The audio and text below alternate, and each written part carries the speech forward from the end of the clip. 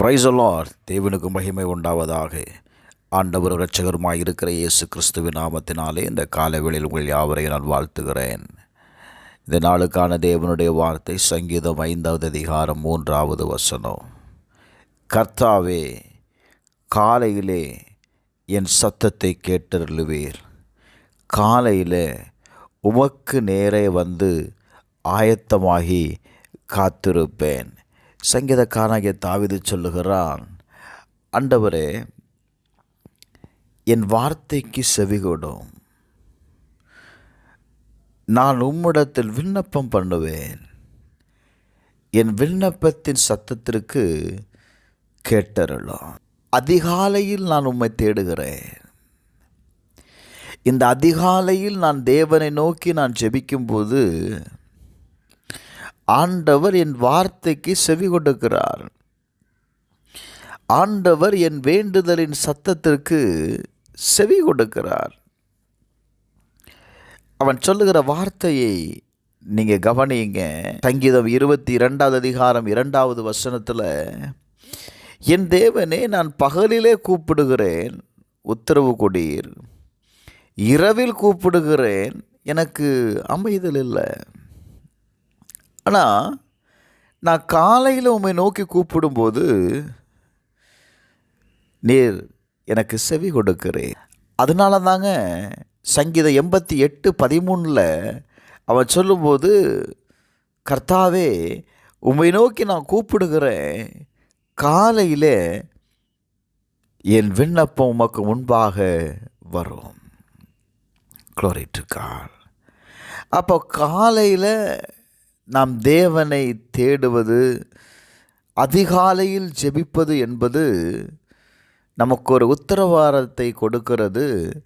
அதிகாலை ஜெபிக்கிற ஜெபத்திற்கு கர்த்தர் என்ன கொடுக்கிறார்? உங்கள் வார்த்தைக்கு செவி கொடுக்கிறார். உங்கள் வேண்டுதலின் சத்தத்தை கர்த்தர் கேட்கிறார்.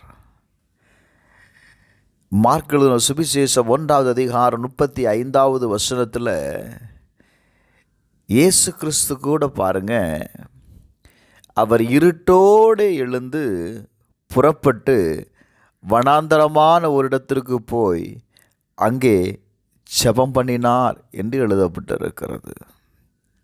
எனக்கு அன்பானவர்களே, நாம் ஜெபிக்கிறோம், ஆனால் நம்முடைய ஜெபம் அமைதியாக இருக்கிறது.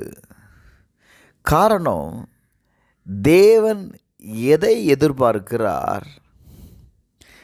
நாம் இந்த நாளில் செய்ய தொடங்குகிற எல்லா வேலைக்கு முன்பாக நாம் தேவனை தேட வேண்டும் என்று ஆண்டவர் விரும்புகிறார். சங்கீதம் 46வது அதிகாரம் 5வது வசனத்தை வாசித்து பாருங்க. தேவன் அது நடுவில் இருக்கிறார், அது அசையாது. நீங்கள் அதிகாலையில் தேவனை நீங்கள் தேடும் பொழுது அந்த நாள் முழுவதும் தேவன் உங்கள் நடுவில் இருக்கிறார். அதிகாலையிலே தேவன் அதற்கு சகாயம் பண்ணுவார் என்று எழுதப்பட்டிருக்கிறது. அப்போ அதிகாலையில் நாம் ஜெபிக்கிற ஜெபத்திற்கு தேவன் யாராயிருக்கிறார்? சகாயம் பண்ணக்கூடிய தேவனாயிருக்கிறார்.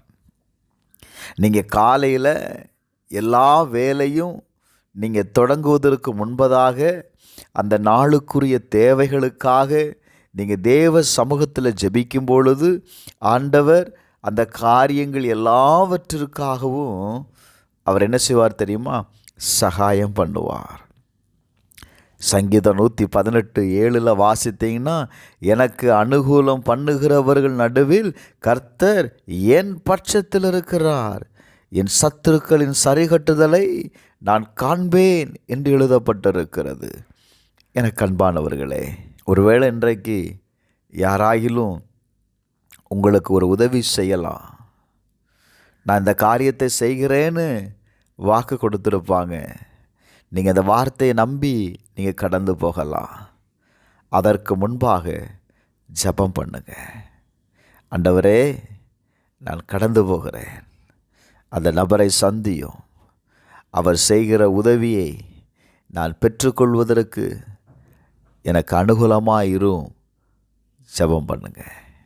வேதம் சொல்லுகிறது, எனக்கு அனுகூலம் பண்ணுகிறவர்கள் நடுவில் யார் இருக்கிறார்? கர்த்தர் இருக்கிறார்.